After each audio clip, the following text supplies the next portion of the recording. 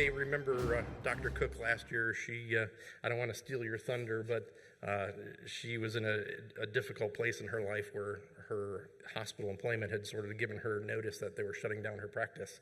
And it was sort of just before nuts and bolts. And so I think this was sort of a moment where she was kind of struggling to find a way forward, and so she's back here to tell her story about what she's been doing since her last nuts and bolts, and so I'm really looking forward to hearing what she's done with her life and her career since then. Dr. Norris is a superstar. She, launched right out of residency in Las Vegas, Nevada. And she has not looked back. She really is a powerhouse in what she has done in her life and in her practice. So love her inspiring story and looking forward for her to share that with you all. And Dr. Rebekah Bernard, again, not going to steal thunder. We go back. We have some time together in history. And you can certainly look up their bios, but I always like it when we can get somebody like Dr. Bernard into a delegate for the American Medical Association. So Dr. Bernard is the delegate for the AMA through the Florida Medical Association. And so she's also on the board of the Florida Medical Association, which is probably the appropriate time for me to thank the Florida Medical Association for helping us and being the sponsors of the CME credits for this event. And I'll get into housekeeping on CME stuff a little bit later, but I'm going to go ahead and turn it over to Dr. Cooke, and let's go ahead and get this started.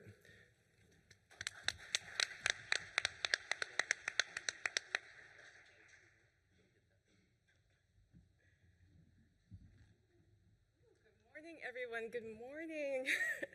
Super exciting to be here. Let me get myself oriented. I know I got my slides coming up, but they're right here, so I'm just trying to get myself ready. But I am so excited to be here. The energy is just, it's coursing through me. I'm trying not to jump up and down right now because I'm so excited. Today feels like my graduation day. So I almost brought a cap and gown up here because at my last time with Nuts and Bolts, my first time, I was pre-DPC, I was getting ready to start my practice, and I'm here back on the stage to share where I've come. So I can't move my tassel, so I'm gonna have to do it, Lizzo style, just flip the hair, check my nails, baby, how we feeling? So let's talk about my story because I'm hoping to inspire those of you who are pre-DPC. Can I get a show of hands of how many of you are pre-DPC? Awesome, awesome, awesome. So you guys are going to be up here next year telling your stories too. Thank you for being here today.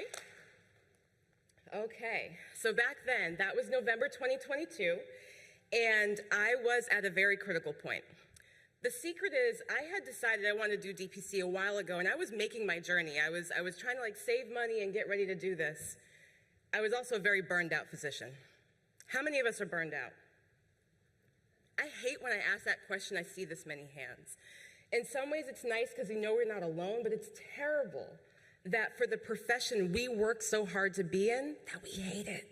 And that it's burning us to a crisp. And I was crispy. And in my system, something crazy happened. It collapsed. I worked for a large health organization. I worked there for nearly 10 years in a big metro city like Atlanta that has exploded. I think we have doubled our population, docs, right, in the past 10, 15 years. But now we're down 2 hospitals and multiple primary care clinics, and that's where I worked. What's crazy about that to me is that there's really only 2 big reasons why a business model fails. And that's that you don't have demand. That's not true. How many sick people do we have in this country who are demanding care? Or the model doesn't work. So it was clear to me that the model did not work with all this demand that we couldn't stay afloat. So that was the push I needed. It pushed me into DPC a lot faster than I had planned to get there. But it was the push I needed to say that we have to do healthcare differently because this is not working. So at Nuts and Bolts, I have some pictures up here where I met Dr. Jade. I heard her story. She started out of residency, so I was like, if this rock star can do it out of residency, I have no excuse. I'm looking at you, I just forgot your name. Dr. Chad Savage invited me on the ending panel to share my story about the collapse of healthcare in my community and how I was going to start my DPC, and here I am back. And there's another picture of me schmoozing with Lee and Carl Schlusser, so it was awesome to meet these folks. But up in these pictures, you also see my last day at my practice. I was out shooting the deuces. It was time to go. One of the pictures up there says Dr. Michelle Cooke, or Michelle Cooke, MD, provider office. Right? You guys did it, right? I hated that sign. Can I tell you how hard I fought to get that sign taken down? And it never happened, so the last day it was still up there. So at this institution where we're talking about diversity, equity, inclusion, do not misgender people, call people the right name, I can't be a physician? Like the whole reason I'm here, I can't be a physician, I can't own my name? Dr. Cooke, marketing, we have to be consistent across the organization, we have to blah, blah, blah. Ridiculous. How do we work this hard and we can't even say our name? So yeah, it was time to go. So what had I done by that point? I knew I was leaving, and I did a couple things to prepare. I did establish my LLC. How many of you have done this yet? Cool. How many of you are terrified of doing this? I was terrified. I was like, oh my gosh, this is business stuff, LLC. I don't know what I'm doing. I need a lawyer. I need all this help. If you all have filled out your DEA application or applied for a medical license, you can fill out the LLC. Super easy. Super easy. So we're going to talk about kind of breaking down these beliefs we have that we can't do it, because we absolutely can. The other thing I did is I launched a terrible landing page. I knew nothing about making a website, but my goal was to try to start collecting information. It was really iffy about whether I should be soliciting my patients, but at that point I was like, you know what? Try me. Because y'all are closing, you're leaving the community, so yeah, I'm gonna start soliciting my patients. I didn't really ask permission. Y'all can make your own judgments about that, but I was in a position where I was like, you know what? Try me. I think public sentiment would have been on my side. So I created this landing page where my patients could go and sign up, and I would keep track of them, so when I launched, I had a mailing list to be able to reach back out to them. So now, DPC Warrior. My practice opened in May of 2023, so we're just shy of a year. So I'm the proud owner of Soul Direct Primary Care, which is the first direct primary care office in Southwest Atlanta. So I'm super excited about that. Thank you all. So I want to talk about how I got started. I was pretty debt averse, not everybody has to be, but I started with $20,000 of my own savings. I subleased a space from another physician who's a specialist infectious disease doctor. And this is my working space. So where you see my logo, that's my main office. That's where I see my patients. That's where all the fun happens. We kick it, we drink coffee, we laugh, we cry, we do a lot of fun stuff in there. The other room is my exam room. So I'm just showing you a very small space that I work with, and it works. You really don't need that much to get started. I'm barely ever in my exam room because finally I get to do the things I love doing, which is prevention, talking about health, talking about nutrition, talking about exercise, talking about stress. And most of that happens just sitting in the chair with my patient. So of course I examine them, but that's the minimal part of what I do. And I say that because so many of us think that we need these grandiose offices, that we need these big shiny facilities, and I'm just sharing space with another doctor. One thing my husband says is that, you know, the waves are in the air like radio waves, and if your radio isn't tuned, you're not going to hear it. And when we think about how am I going to find space, how am I going to get these things happening, when you start tuning in, which is what all of you are doing today by being here, those connections are going to start happening. You're going to start hearing about spaces that are opening. You're going to hear about doctors that want to join. You're going to hear about all these amazing opportunities. It just takes tuning in. So I tuned in, and I found this doctor actually on Facebook. I knew of her, but on Facebook, she said, hey, I've got a spot in Southwest Atlanta. It's 5 minutes from my house. So I'm actually shortened my commute by a lot. But had I not been thinking about that, I would scroll right past this and never got this opportunity. But you all are dialed in now, so you're going to get these opportunities. The other pictures of the opening house I did, I hired some PA students. The gentleman in the pinkish shirt was actually my former medical assistant at my old organization, so it was fun to help bring him into my next stage of healthcare. So I want to share with you my top 3 pieces of advice about how to get started. Number 1, overcome your limiting beliefs. Now this sounds like that silly coachy therapy stuff, but it's really true. And as physicians, we have a ton of limiting beliefs, and it really takes the work to overcome those. And I'm still working through a lot of my limiting beliefs, but I wanted to share my top 3 with you. Number 1, I would be abandoning my patients. Have any of you felt this way? If I go into DPC, I'm walking away from my patients. That's how I felt. My patients need to use their insurance. They're not going to be able to afford me all of this. You're going to hear it multiple times, but I want to say it again. We are not abandoning our patients. The system is abandoning our patients. If you are stuck in a position where you only have 15 minutes to handle complex patients, if you are stuck in a position where they won't even call you a physician, if you are stuck in a position where you have no idea what your patients are being charged and people are being sent into bankruptcy over medical bills, we are harming our patients. Thank you. And I had to accept that the longer I stayed in the system, the more I upheld a system that harmed my patients. You are not harming your patients. You are actually taking a step to practice the most ethical form of medicine. That's what DPC is. You're not leaving your patients behind. The second piece is, I'm just a doctor, I don't know business. So some of you may know me, like I do some stuff on social media, I reach out, people say, Dr. Cooke, you really know what you're doing? I have no idea what the hell I'm doing half the time. I never thought I would be an entrepreneur. I wanted to be that doctor that showed up and saw my patients, and somebody else did payroll, somebody else figured out how to get the lights going. But in doing that, I gave up the most important thing that a physician needs, and that is my autonomy. I had no say over how I could see my patients, over giving more time to the more complex patients that needed it. I didn't have the voice to say, no, I can't take any more. When my panel hit 3,000 and I said, what the hell, we need to close it because this is unsafe, it fell on deaf ears. And so I had to understand that it's time to take back the autonomy. I can't enjoy riding in the back seat and being abused and my patients being abused. We can learn this. These are all learnable experiences. As physicians, we tend to be pretty risk averse, right? We have this idea of with patient care, don't get too risky, don't try things because, a patient's life might be on the line. Business is actually a lot more forgiving.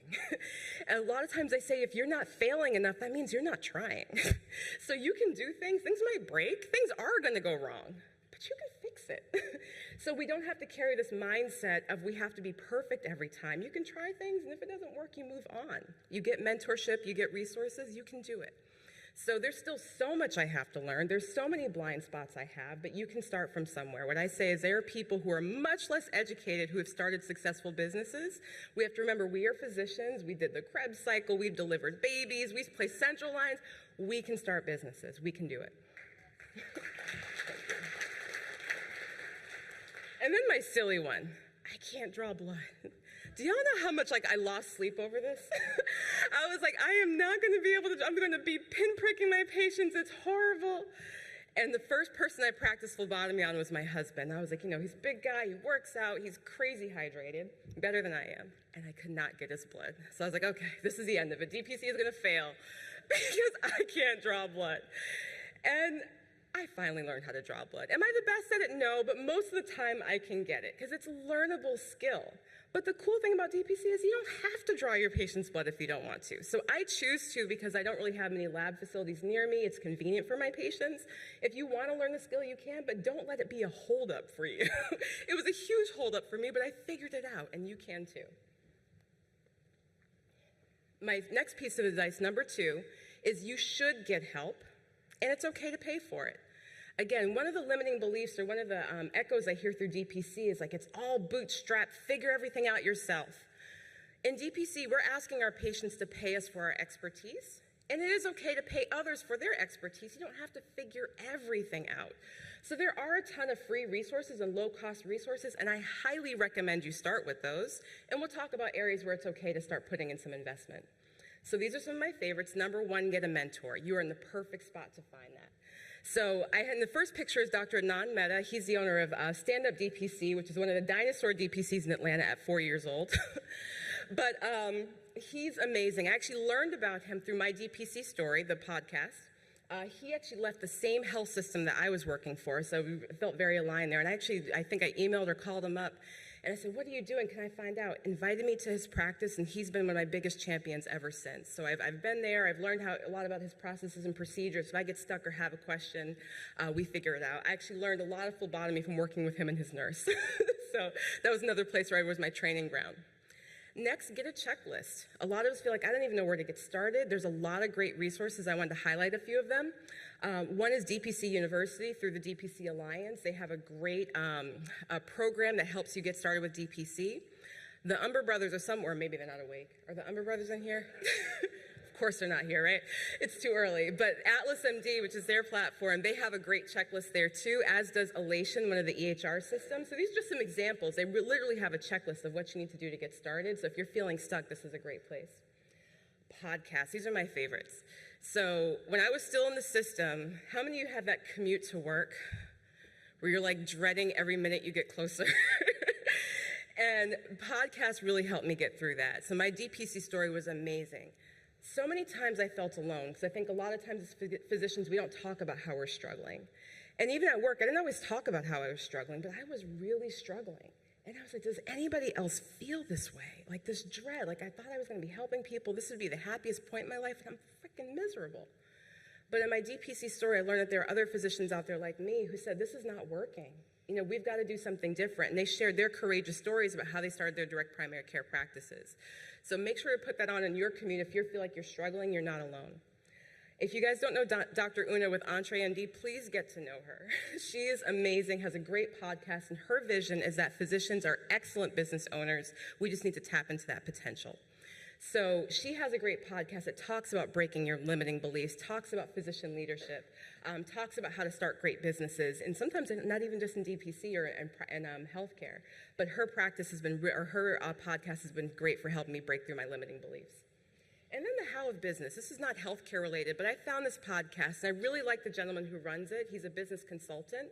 So as I was doing things like writing my business plan and learning financial structures, like this was really, really helpful for me, and he has a lot of great templates online that I follow. So these are some of my favorite resources.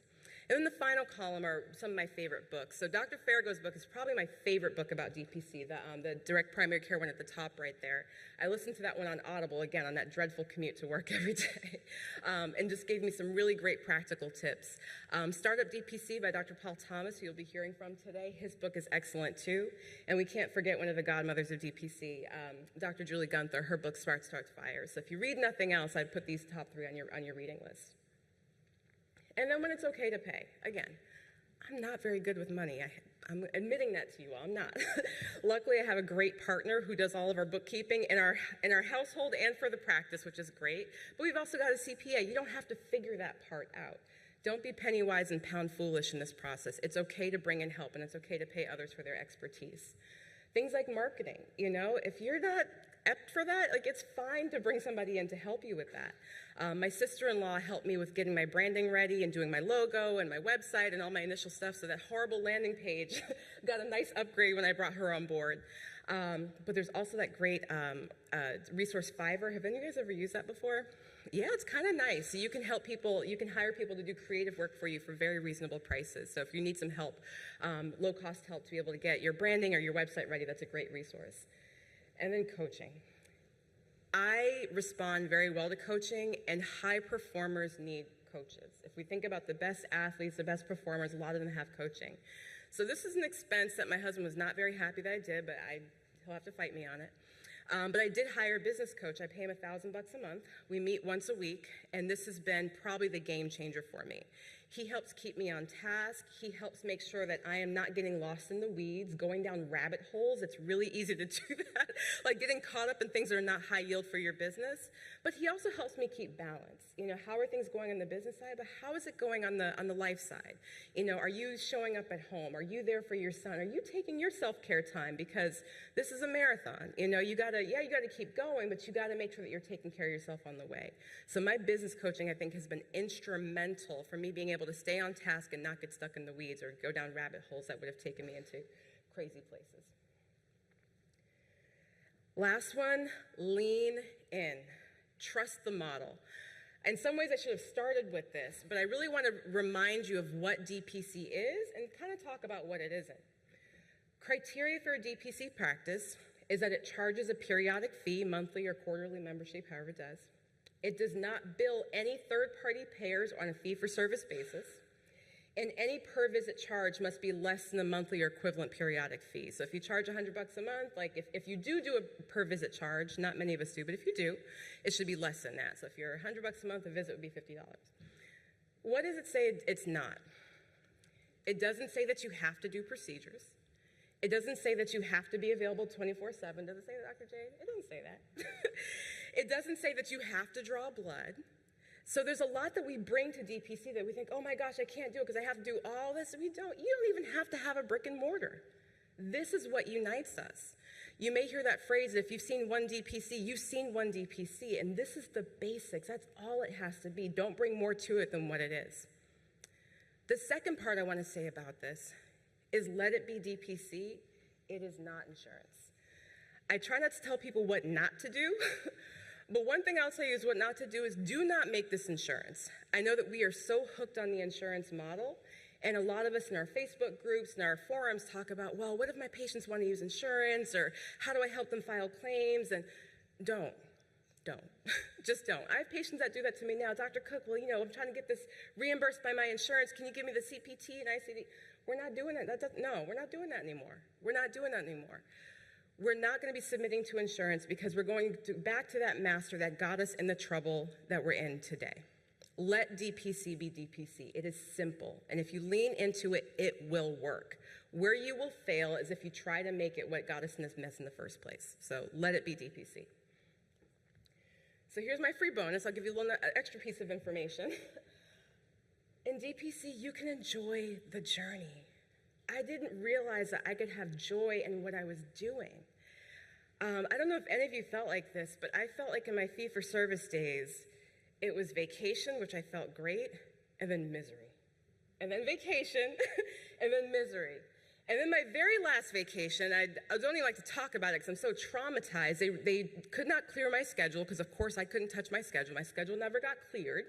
I get back from vacation, and Dr. Cooke, can you double and triple book these patients that we forgot to reschedule? No. But then who's the bad guy, right? Your patient's like, Dr. Cooke, I waited 4 months for this appointment. Why are you canceling me? So when vacation wasn't restorative, I knew it was time to go.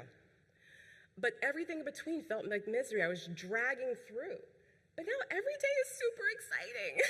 Like even the silly stuff is exciting, so enjoy the journey. And I want to highlight some fun things on my journey because I'm not even really thinking about the destination. Like I keep it in mind, but I'm just having a great time just doing this, right? So learning phlebotomy, that's my picture of me with drawing Dr. Mehta's blood. So I tell people that he literally has drawn blood for DPC. so that was a fun day, great memory that I have. One of my patients, unfortunately, well, she lived a while, but recently passed away. In her final day, she was very immobile.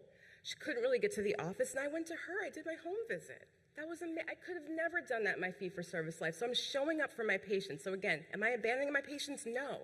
I'm actually flexible enough to go to her home when she needed me. That's showing up for your patients.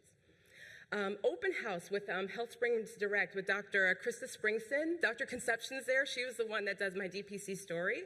That was also the open house for Dr. Erin Harris. She wants to raise her hand in the house. She is the first Black woman to open a DPC in the Southeast, and she is my superstar, so I really love looking up to her.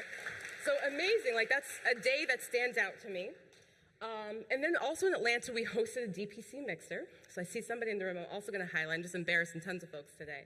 But at the DPC mixer, we had some DPC magic happen. So Dr. Springston in the previous picture was one of our speakers at the mixer. She met a Dr. Malinchak, who I think I see in the crowd. Can you raise your hand, Dr. Malinchak?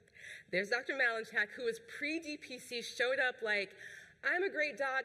I hate what's going on out there. What else is there? And he met Dr. Springston, and now you're the first physician hire of her DPC practice. So congratulations. This is how we make connections and make change. We're not leaving anybody behind. So if you're ready, there is an opportunity out there for you with starting your practice or with joining a practice. This is how we make the magic happen.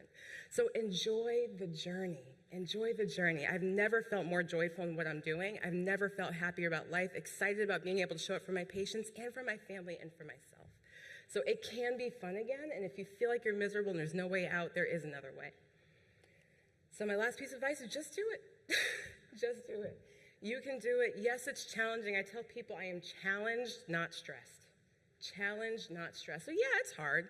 There are days I'm like, damn, I'm not sure how I'm gonna figure this out. I feel I'm at the front of a marathon, but I'm ready. I'm ready to go. Like I know it's gonna be hard and there's gonna be some heartbreak hills in there, but we'll get through. So yeah, it's challenging, but it's not the dread that I experienced when I was in fee-for-service. So you can do it too. Thank you.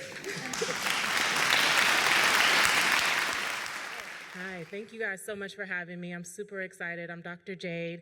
I don't have any disclosures relevant for this presentation. So a little bit about me. You all heard that I opened straight from residency, but I'm board certified family medicine physician.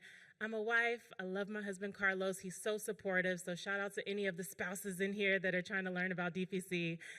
He's definitely a real husband of DPC. I am a mom of 2 little girls that you probably heard screaming at the mixer last night, Ava and Aaliyah. Ava's 4. Yeah, you know. And then Aaliyah's 2. And so they are just the light and joy of my life, and they're super excited that we're headed to Disney World. So thank you guys for hosting this in Orlando. And, you know, I'm a children's book author, and I love being a wellness advocate for my community. So loving DPC, and I'm excited to share about my journey. So my agenda for my part of the talk is my journey to DPC. How DPC straight from residency happened. What did that look like? Shout out any residents in the building. Little wave of the hands. Woo, woo, woo, woo. I know I met like at least 4 last night, so excited. Happy to chat after more. But how DPC straight from residency, how did that happen? My dream DPC, what that looks like, how I grew my dream DPC practice, and boundaries, balance, and freedom, because I'm really an advocate of balance and enjoying your life, okay? And so we did a little bit about who's not yet open. We call that DPC Curious, but I also like to see who's in the house. What about DPC newbies? That's less than a year in DPC. Okay, awesome. And then a DPC doc, I just said 1 to 5 years is DPC doc. I just made these terms up. Okay, perfect. And then DPC vets, which in DPC, that's like if you're open more than 5 years, you're like an expert, geriatric DPC. Just that just wisdom. And I look forward to hearing about the wisdom. So thank you guys so much for that. All right, so a little bit about my journey. That probably wasn't a good start. Okay. It's like the geriatric pregnancy thing. Okay, so all right, my journey. So baby Jade, I started saying I wanted to be a doctor at 4 years old. That's when I started saying, I want to be a doctor when I grow up, okay? And then med school Jade, that was my graduation from medical school. I was still on the train of, I want to be a doctor, okay? Then we transitioned into resident Jade at the top, and resident Jade was super excited. That's my first day of residency. I was like, I love the clinic. I'm a family medicine doctor. I'm so excited. We'll talk about how they quickly burnt me out. Just to tell the story, people say, how can you be burnt out as a resident? You haven't even started anything. You have no gray hair. What are you talking about? And what happened was they taught me, you go in, you be efficient, get in and out, cut them off if you need to, put your hand on the door. And I was like, okay. And they're like, finish your notes. And I was like, okay. So I do what they say do, and I'm super efficient, and they're like, great job. But all your colleagues are behind, so you're taking their patients now. And so I'm like, wait, that's how this works?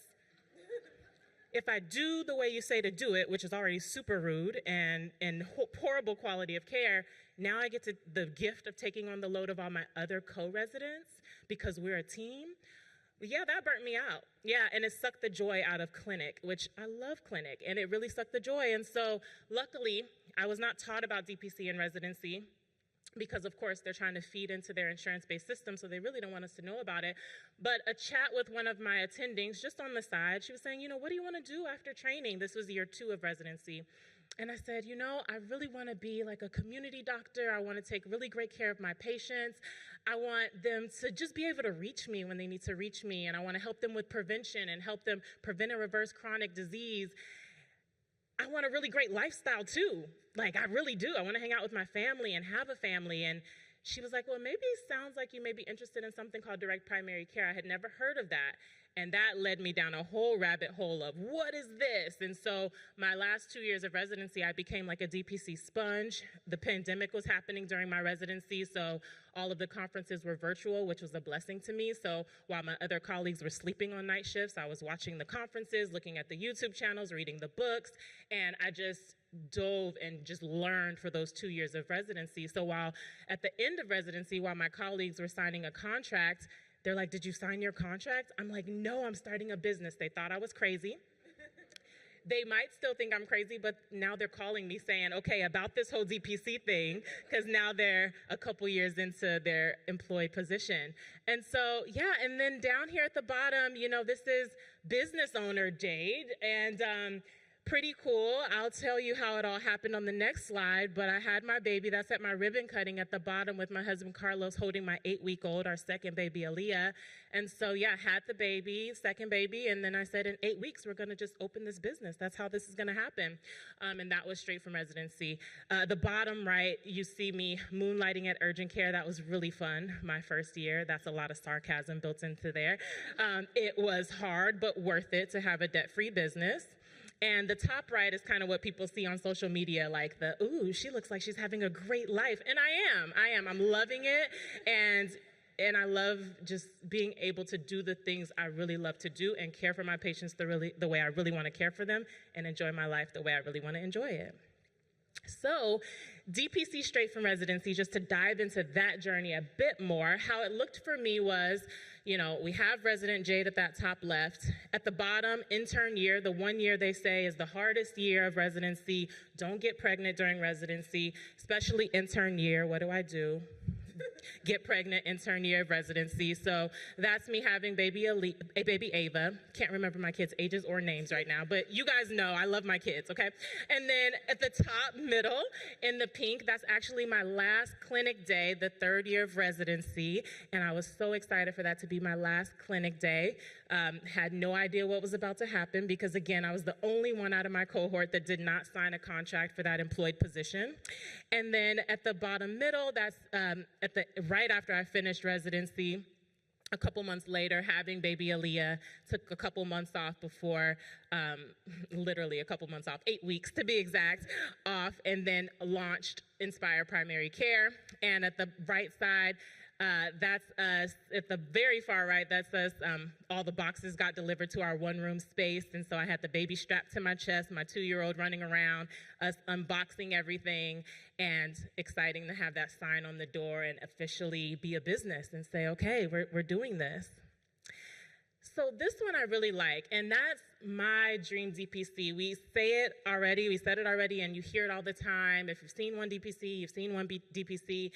And what I've learned is it's really about what you want the DPC practice to be. And what's beautiful about having people that have done this and built this and established this ahead of you, you can really learn from this and learn what they did and how they did it and how they crafted it, and take the things that you like and that work for you and use those, and the things that don't really fit what you like, not incorporate those into yours. And so what I've really done is built my DPC around my life, my desired life, not my life around my DPC.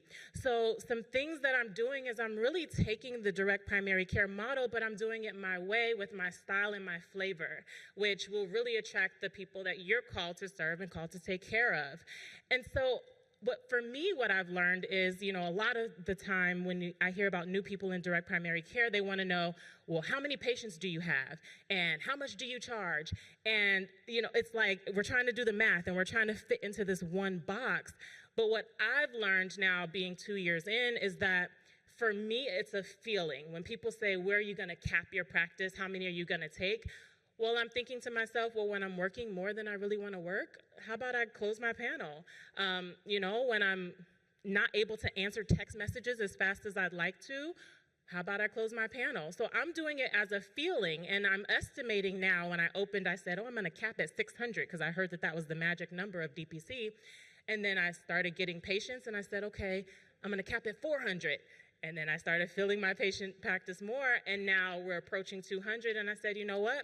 It feels like I'm headed towards my capacity of full based on how much I want to work and what I want my lifestyle to be like and the flexibility I want to have. So I'm thinking I'll cap at 250 and then scale by hiring others to the team. So all of that I was able to figure out as I went. You don't have to know everything the first day, and you can be flexible and change as things go on. And so I'm really enjoying accepting that you don't have to fit one mold. We're subscription-based, we're membership-based, we're not billing insurance, we are direct primary care. Price point, that's a big question and concern and debate, but it's really about what is right for your business, your patients, your hometown.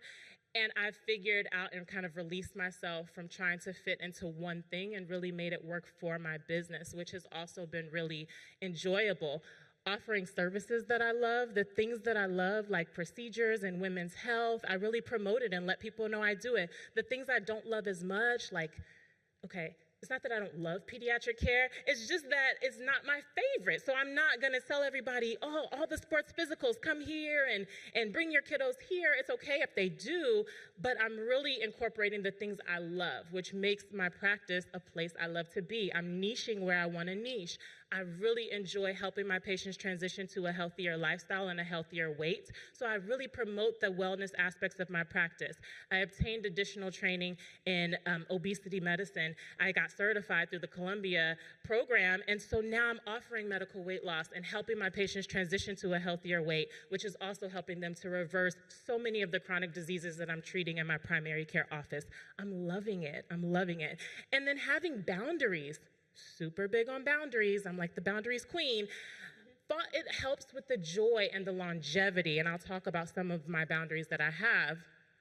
Being flexible, okay? We talked about that, but as my business grows, and I'm super rigid. I like to have a checklist and like naturally type A, right? So that I had to grow into that in DPC, but I've learned that the flexibility really helps with the joy, which I had to grow into, and it's okay being uncomfortable and figuring it out as we go. So how I grew my dream DPC, people ask me this question a lot because, again, I did med school in Illinois, I did residency in California. So when I came back to my hometown of Las Vegas after being gone for over a decade, I was a new person that no one knew. I was starting from scratch, from zero, okay? And so it was a little bit like throwing paint against the wall as far as how do I market and how do I figure this out? How do I attract and bring in people who want to pay me something every month, okay? And so I tried a lot of different things, and there were some things that were successful that helped really bring my patients in, and there were a lot of things I did that were not as successful. A little list I put together, you know, I went to different events and sponsored booths. Those didn't really bring, and I say all this to say, what makes one person's members come in will be completely different from another. I just wanted to kind of share examples of things that worked and didn't work for me. But some of these on the left that didn't work for me may bring your people in, okay? So doing sponsored booths and events, they really didn't bring people into my practice like I thought they would.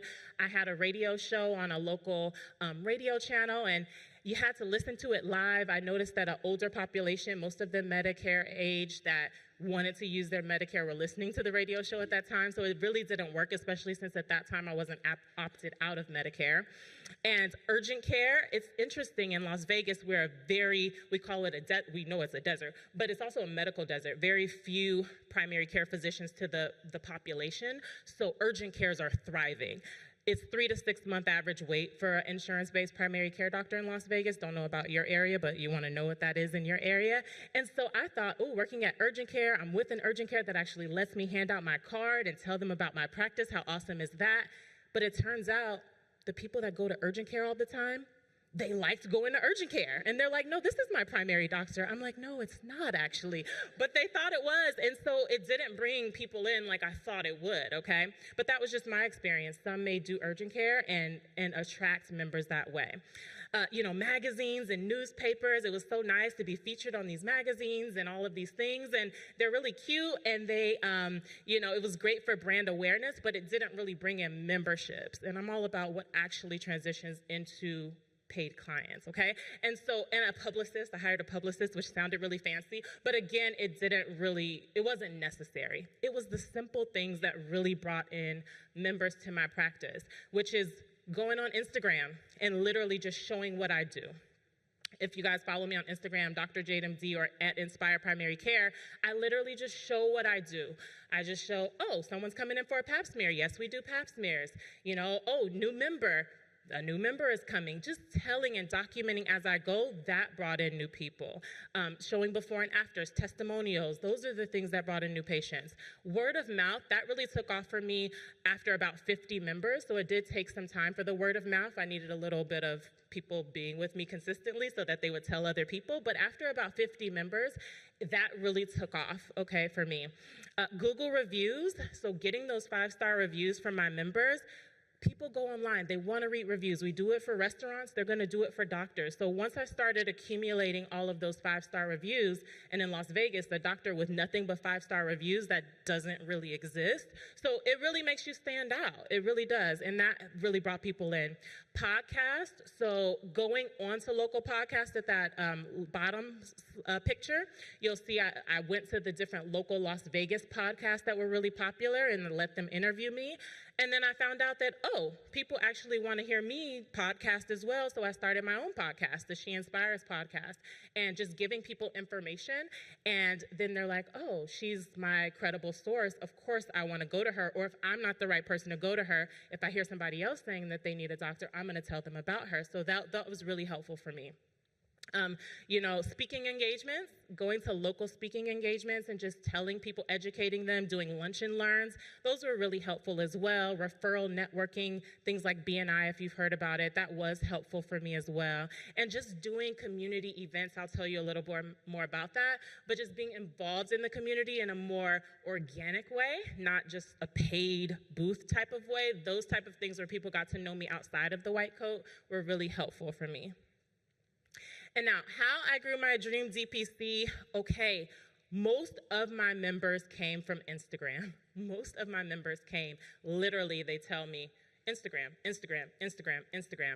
This was my population, but you have to understand that I'm intentionally attracting busy professionals, 30s to 50s. That's like my ideal person I want to take care of in my practice. So a lot of them are on Instagram. And this is a really small slide because it was pretty busy as far as my Dr. Jade's tips for growing your business with Instagram. A lot of people, especially DPC docs, would text me and email me or DM me and say, how are you growing your members through Instagram? So I put together a PDF.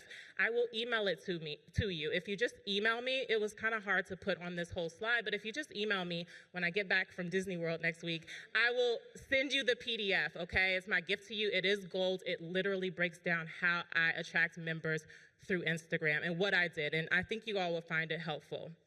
Okay, so my top 3 marketing, the top 3 things that really brought members in for me: Instagram, I said, word of mouth took off after about 50 members, and then those Google reviews. That was my top 3. So once I figured that out, I laser focused on those things, being consistent on Instagram, taking care of my members and asking them to tell other people, and then asking my members to leave a review, especially after I did something where they're like, oh my God, I would have never had a doctor do this in an insurance-based practice. And I'd say, here's my Google link. Will you just put it on Google?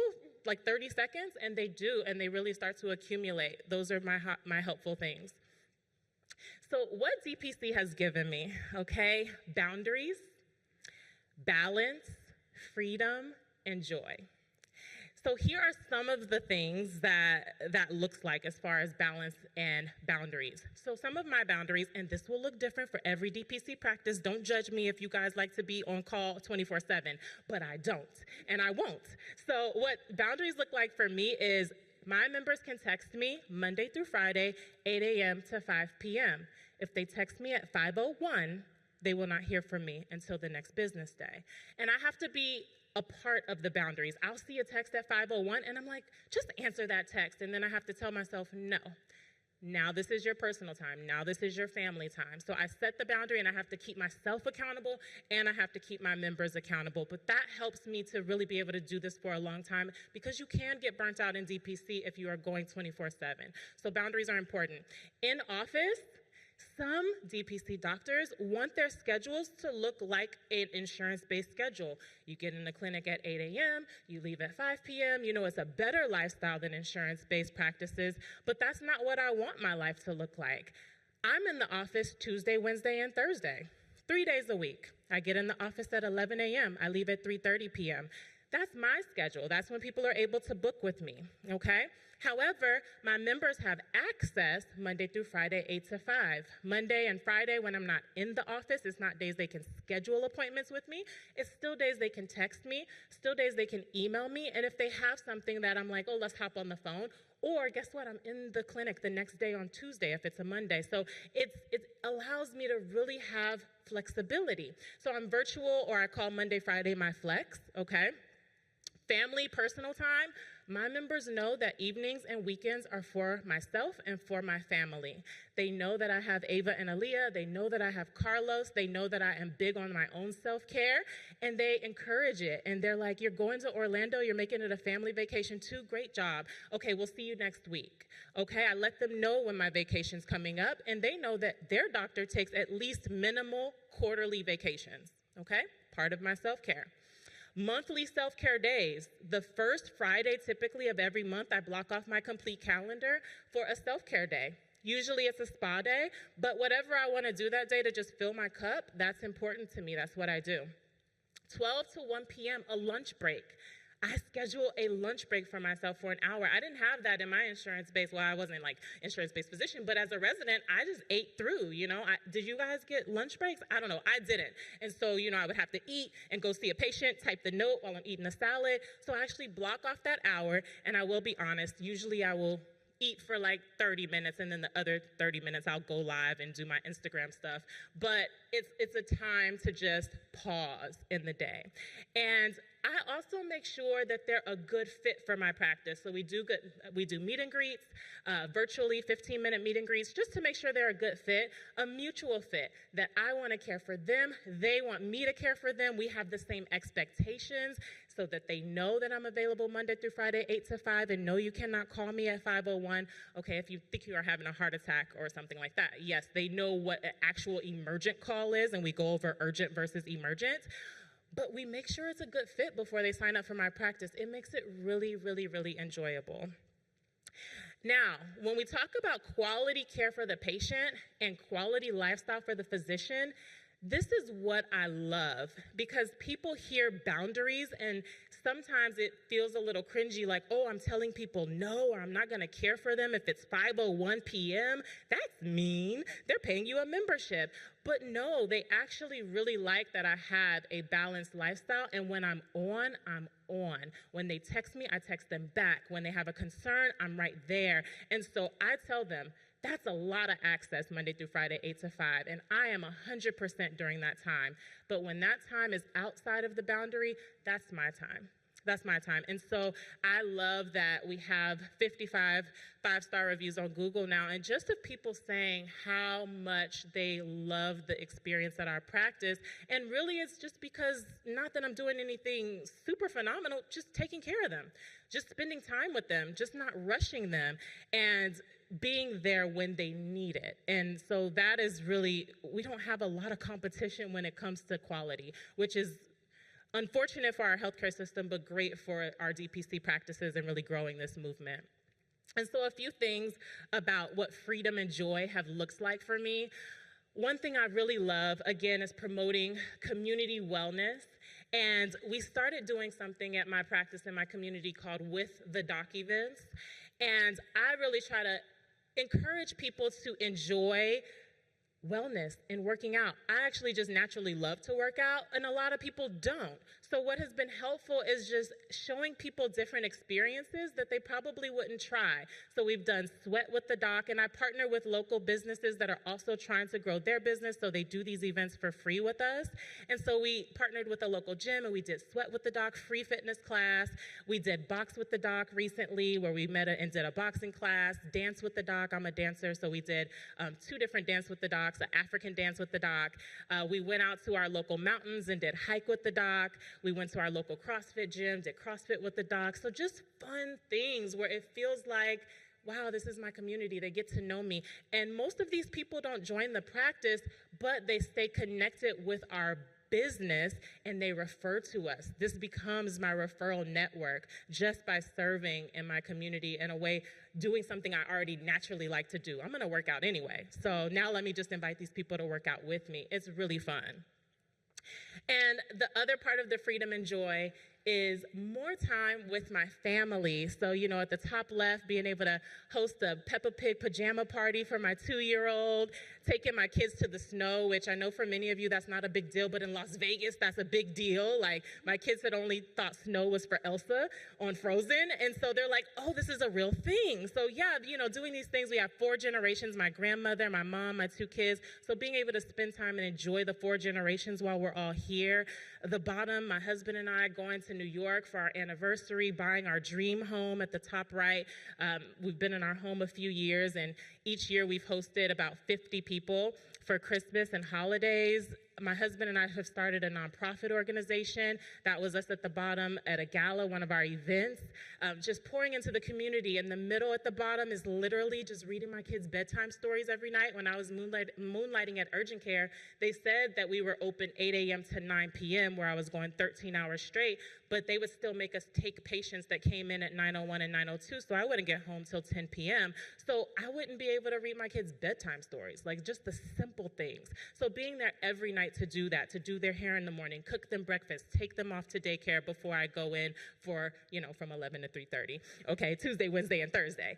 And so literally enjoying my life while also taking really high quality care of patients has been my favorite part of DPC. So thank you all so much. Keep in touch. And, there's my Instagrams, website, email me. I'm happy to answer questions. I'll be around, obviously, for the Q&A and lunch, especially the residents if you have questions. But I hope you all will just take a little bit of that to know that we can actually have boundaries. You're not a 24-hour doc, and we can have a lot of joy and make it look the way we want for our own individual lives. Thank you.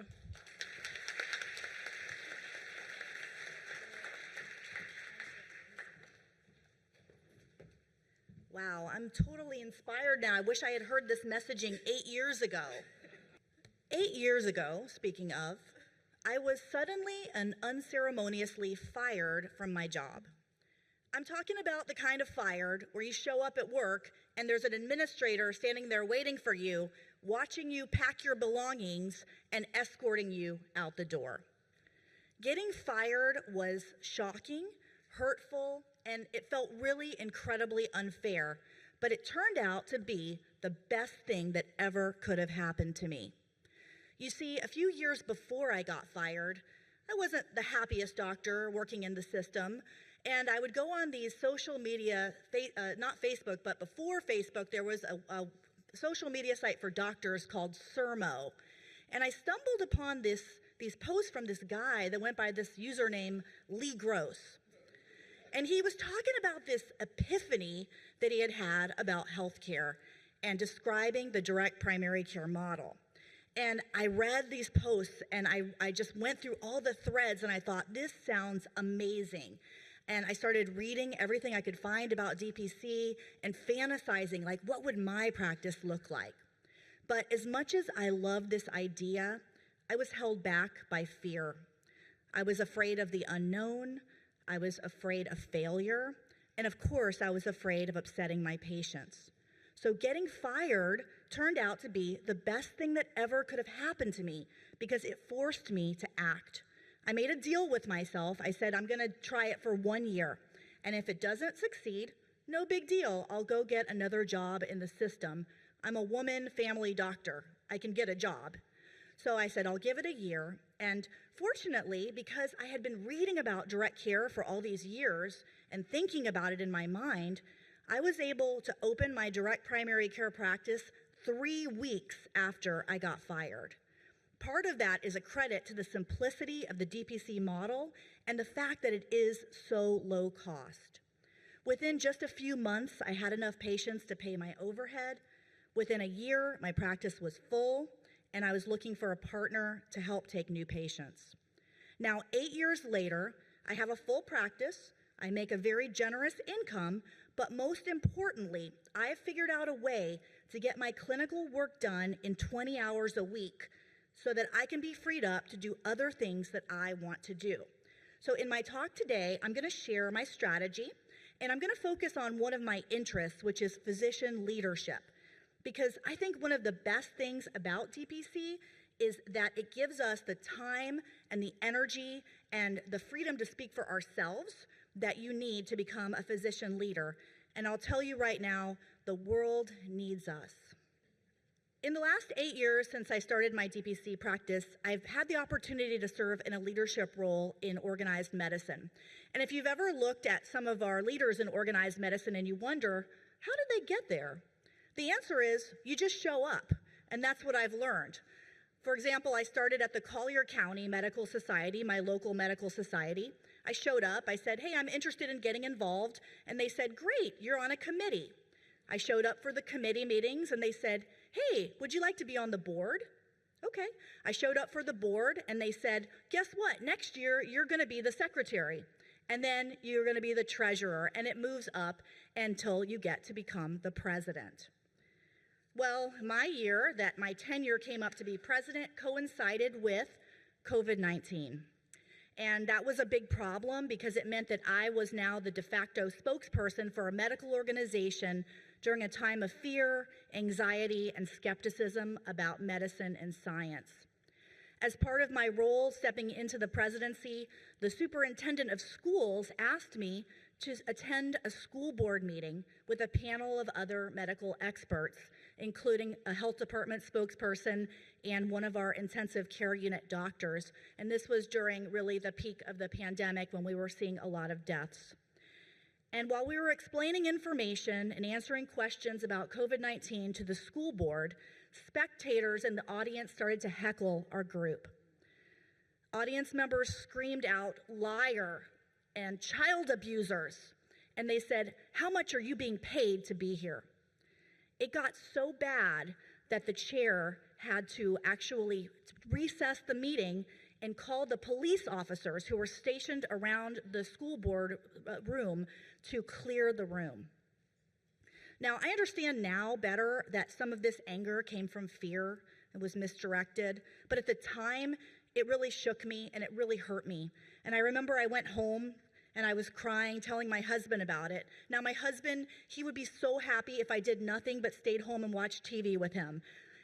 So, of course, he said, honey, you don't have to do this. Don't do this anymore. But I realized I had to do it. One, it was my job, but more importantly, I realized that I could not let fear and other people stop me from sharing my knowledge, my experience, and my truth. And actually, that experience was a bit of a turning point for me because I don't love public speaking. I much rather do writing. That's my thing. So I only stand up and speak if I have to or because it's something that I feel so passionate about that I've just got to get up and do it and overcome my anxiety. But after being heckled by an angry mob, standing up in front of a group of friendly doctors, it seems all of a sudden pretty easy. And actually, this experience gave me a lot more confidence to start standing up and speaking in front of my colleagues. And in fact, I think it helped me when I wanted to move a little more into leadership on the state level, because I would always get palpitations if I was going to stand up and say something, let's say at our House of Delegates meeting, which is an audience of 600 doctors. But after the heckling, suddenly it really seemed, really pretty easy just to share my thoughts. So I learned that just like with my county medical society, if you show up at your state medical meetings and you participate, they start asking you to do things and step up. So they asked me to sit on a committee, and I'm really passionate about physician wellness, so I joined the committee and became the chair. And as I was showing up and talking about my experiences, I talk about DPC, I talk about my concerns about maintenance of certification, other things that I'm passionate about. Other people took notice. And there was a medical society leader who's from my community, and when a district board seat came open, he asked me if I would run for the board. And so for 3 years now, I've served on the Florida Medical Association Board of Directors.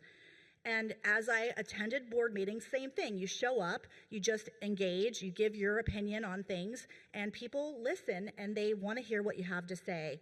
And after doing that, I was asked to take on more responsibilities, and I'm really proud to tell you that I am now the first chair for our very first Women in Medicine Task Force. Thank you. It's really, really important, and I'm just going to take a moment to talk about it because sometimes I do have my men colleagues ask me, why do women need a special task force? I mean, after all, 50% of medical school graduates are now women, and the playing field is pretty level, right? Well, we are graduating now at the same levels, but we are still making up 37% of practicing physicians, and in some states like Florida, we're behind at about 32%. And even though we're making gains in our numbers, we still lag behind when it comes to leadership positions, chairmanships, and awards. And I do want to acknowledge, though, Look around this room and look at all the panels that you're going to hear from during this weekend, and you're going to see some incredible diversity that I think far exceeds what you usually see at medical meetings. And I don't believe that this is an accident. I think this is just another example of DPC leading the way in medicine for a better future for all physicians and our patients. Thank you. But even despite the gains we're making, women physicians are really faced with a lot of challenges, and burnout is a big problem. Women have much higher burnout rates than men physicians, and what really worries me is the rate of suicide among women physicians. And I'm still seeing posts on Facebook about women doctors that we are losing all the time. And part of the mental challenges that women face in medicine has to do with the role strain of child raising, but that's not all it is, and I don't think we can just blame it on that. Even in 2024, women physicians have to work harder to be seen as a medical authority. Example, you're a man in a white coat, you're a doctor. You're a woman in a white coat, you're a nurse. Even if you call yourself and identify yourself as a doctor, sometimes numerous times. Studies show women are more likely to be called by their first name, they're less likely to be called doctor by their patients, and studies show consistently that patients and staff members take up more time from women doctors and are more demanding of women doctors. But one of the things that I really want to talk about that worries me a lot is that women are still facing a lot of sexual harassment. And I want to just talk about this openly because we need to talk about this and we need support from our male allies. A recent report from the National Academies of Science, Engineering, and Medicine found that of all the STEM fields, women in medicine are the most likely to be sexually harassed. And in fact, I'll highlight a study from 2019 of Louisiana physicians that found 96% of them faced gender harassment from their colleagues, and 69% reported unwanted sexual attention from their colleagues. I personally know a woman leader who stepped down from leadership after she experienced this. So I'm calling on everyone in this room, men and women, to call this out and to support your sisters in the house of medicine because we need you now more than ever. Thank you. Because truly it's about physicians working together. And leadership is a lot more than just working in organized medicine. And in fact, I think a lot of us feel like organized medicine has let us down. And I think we have to work both within and without. In fact, one of the reasons that, one of the things that I felt let down by organized medicine was the emphasis on physician-led care. And that was one of the reasons that I joined with colleagues to create a grassroots organization called Physicians for Patient Protection. This is a group that started on Facebook, and it was just doctors who were saying, have you noticed that a lot of patients are being cared for by nurse practitioners and physician assistants without any physician involvement whatsoever? And I'm starting to see things that I'm worried about in patient harm. And the reason that we started seeing that so much is after 2010, the Affordable Care Act significantly funded nurse practitioner training, and there was really an explosion in nurse practitioners starting about then. It went from 90,000 in 2010 to 385,000 today. And the paradigm of the experienced, well-trained nurse practitioner attending a brick-and-mortar education has changed. Now what we are seeing are for-profit systems. They boast 100% acceptance rates. 60% of nurse practitioners attend mostly or completely online training. You have to find your own preceptors. And the new thing is the direct entry. 22% of all nurse practitioner students for family nurse practitioners are attending direct entry programs, which means that you can have a bachelor's degree in anything, economics or drama, and you can become a nurse practitioner in 15 to 24 months. A new program at the University of Mississippi says 12 months, and you have never worked a day as a nurse.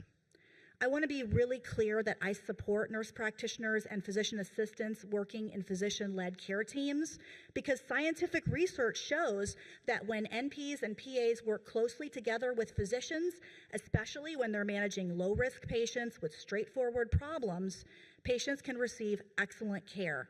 But I also want you to know that despite 50 years of data, in independent practice in many states for decades, there is not a single randomized controlled trial that has ever evaluated the safety and efficacy of non-physicians treating undifferentiated, typical patients without physician involvement. None. I believe that physician training matters. There's a reason that we went through the rigors of medical school and residency and standardized tests, because studies show it takes 10,000 hours of dedicated study to become an expert in anything. By the time we complete residency, we'll have logged 15,000 hours, but there's a reason why we did that. And I believe that as part of our advocacy for patient-centered care, it is essential that the DPC community ensure that physician-led care remains a core tenet of our model.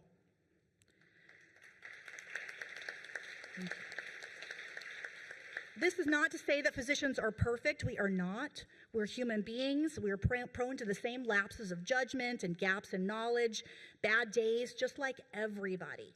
But I would argue that those bad days are compounded when physicians work in a broken healthcare system that forces us to prioritize profits over patients. And the truth is that the medical community needs DPC physician leaders now more than ever. They need to hear our message of empowerment, that physicians can take back control of healthcare, that we can turn away from corporate medicine and towards true physician-patient relationships. So let me tell you now how I structured my practice so that I could balance quality primary care with a very nice income and time for my other interests. As I mentioned, I started my practice about 8 years ago. And from day one, I think it's really essential to have a right-hand person, my personal philosophy. I think it's the only way to have real work-life balance and truly be off is to have another person. And I was very fortunate to find, I specifically chose a non-clinical person because I like doing the clinical stuff. I had never drawn blood either when I started, but it turns out it's really fun and I like it, and it's part of that hands-on relationship building that you can do with patients. I can take my own vitals. I can give shots. What I really wanted was a person to take on the clerical responsibilities that I didn't want to deal with. So I found someone, and I think the key to finding that right-hand person, you need someone with integrity, you need someone with a personality, and they need to be personally invested in the practice's success so that they can give that DPC elevator pitch, which is really important when you're starting out because you don't want to be sitting around your office waiting for the phone to ring when you can be visiting specialist's office or just enjoying time to yourself. So I advise that you find the right person from day one, pay them well, treat them well, and you will have success for the future. So in the first few years when I started my practice, I was in what I call a growth phase, like we all are. I was taking new patients, and many of them needed a lot of attention because they were new to to healthcare. Many of them had uncontrolled conditions for many years. The other thing is a lot of them had a lot of anxiety, and this is even before COVID. We know that the anxiety levels have just gone through the roof. So one of the best things that I did for my practice success that still pays off today was that I brought in an in-house psychologist. And I strongly recommend that every practice consider this. And what we offer is affordable therapy. It's $75 a session. And this has not only helped my patients, but it's helped me because we know that patients with anxiety and depression have more medical problems and they utilize medical resources more. So I let my patients know we have this in-house therapy. I urge them, I advise them, and sometimes I insist that they at least have a session. And it almost every time, it settles things down and it helps make the patient so much more manageable with their medical conditions. Now, when I was starting my practice, like everyone, I really wanted to sell my availability. You heard about availability. So I started out seeing patients Monday through Thursday. I would start at 8:30. I saw my last patient at 5:30. I didn't see patients on Friday except for urgent things, and I tried to run the business on on Fridays. When I got to about 600 patients, I looked for another physician to come in, and she came and joined me, and it was amazing until she needed to take some time off because of family issues. And so now I was at about 800 patients that I just absorbed myself. And it's manageable. I can see and take care of a panel of 800 patients, but it meant that I was working every day and I didn't have time to do the things that I want to do. So I started looking for another associate, and I found someone, but that was right when COVID hit. And so because our phones basically stopped ringing at that point, the beauty is we didn't lose any patients during COVID. In fact, it was probably the least I ever worked in my life, and I made the same salary because patients didn't want to end their membership. They needed to know they could get a hold of somebody. But we didn't get any more new patients for a while, so the new partner didn't work out.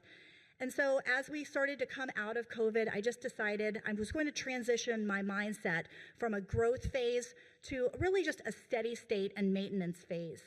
And I asked myself, since I'm not going to take new patients, and I know most of my patients now for quite some time, how can I start to free myself up so that I can actually have more free time? And one of the beauties of DPC is that you can try things out and see if it works. So I had been reading about this idea called Parkinson's law or principle, and it's this idea that work expands to fill whatever time you schedule to it. So what I decided to do was just to change my schedule. And so instead of doing that typical schedule, I said, I'm going to change my schedule Monday, 12 to 5, Tuesday through Thursday, 9 to 2. Sounds kind of familiar. And I also, because I write and I really wanted some dedicated time to writing, I also, 1 week a month, I completely block the schedule from scheduling patients. Sometimes when I'm on the DPC Facebook group, I see doctors talking about this thing called a no-hitter day. It's usually guys talking about this because I don't think women, I don't have a no-hitter day, which means you're sitting at the office twiddling your thumbs and nobody wants to see you. So I have to create my own no-hitter days, and that's what I recommend, that you just block your schedule. And what's funny is I didn't make any kind of announcement to my patients. We're changing the schedule.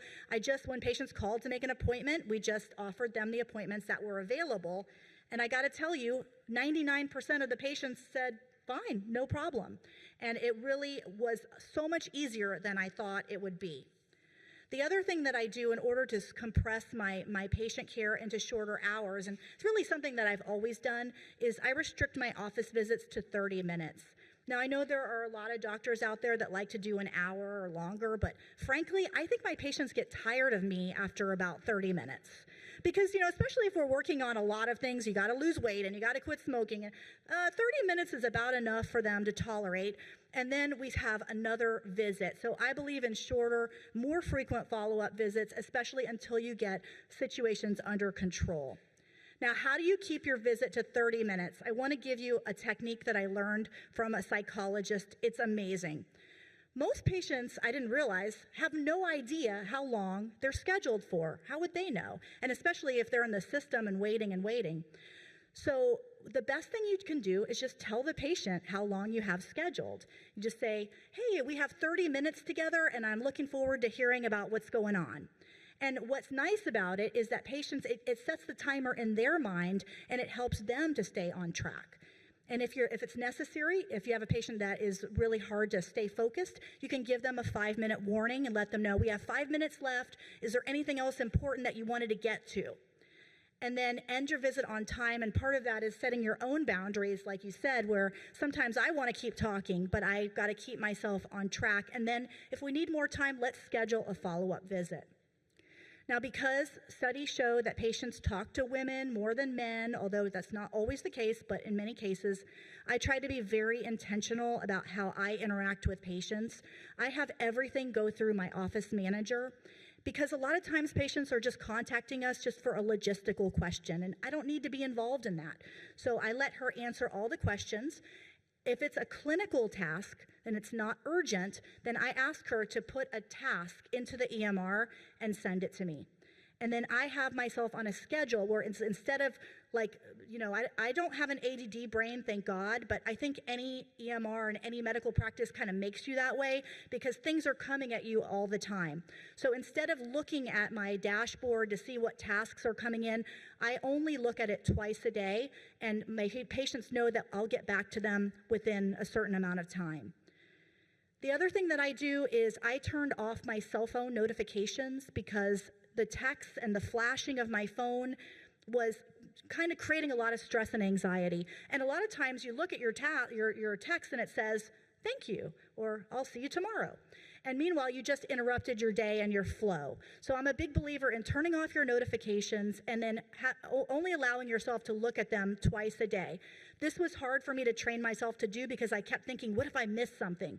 But in the last couple years since I've been doing this, nothing serious has been missed. The other thing is I don't do a lot of texting with patients. I will if it's quick, but if it's something that requires more discussion, I text them, can you call Lily at the office and schedule an appointment? And this is part of developing those boundaries. Now, as you heard, some people will say, what about 24/7 access that you guys are supposedly giving? Well, patients can contact me 24 hours a day, 7 days a week, but I'm going to respond to them on an appropriate timetable. And one of the reasons that I feel comfortable with this is because I deliberately set my price point at a lower range. So my prices average $85 a month, and I did this very deliberately, and that was so that I could separate myself out as direct care and not concierge. Because people have certain expectations, especially in my community.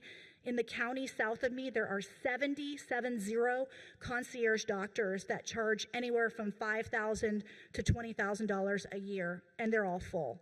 So I don't want to do that. I want to charge affordable prices. I have a very blue-collar population. I grew up in a trailer, so I relate to patients that are struggling, and that's the patient population that I want to serve. And I've had doctors say, you know, I'm going to raise my prices because patients are draining me. But my philosophy is that there is no amount of money that is going to make you feel good if you are feeling drained of your energy and patients are running the show. I think the better philosophy is to charge a fair price that allows you to meet your needs that patients can afford, depending on your market, and then have very strict boundaries. And so sometimes I have had patients push back a little bit where they say, well, you know, I thought you were supposed to be blah, blah, blah. And I say, well, this is direct care. This is how my practice works. There are 70 concierge doctors south of me. They might be able to do what I do. I'm not promising that, but I do promise you're going to pay a lot more for it. And then patients can decide what they want. Thank God we live in a world where patients can choose and we can choose, and you can set up your practice for what works best for you. Now, I know keeping prices low can be a little bit hard to hear when you're starting your practice and you're trying to make money, but I believe financial success will come very quickly if you offer fair prices based on your market and maintain a low overhead. So for full transparency, I want to give you my numbers. I'm in Southwest Florida, as I mentioned. I'm in Fort Myers. So Naples is where the rich folks live, although we have a lot of people that are struggling there as well. There's a very much divided, and we have a lot of blue-collar workers. So I ended last year because I've let my numbers dwindle down. I haven't taken new patients for a while. So I have about a little under 600 patients. The average price is about $85 a month. So my subscription income was $600,000.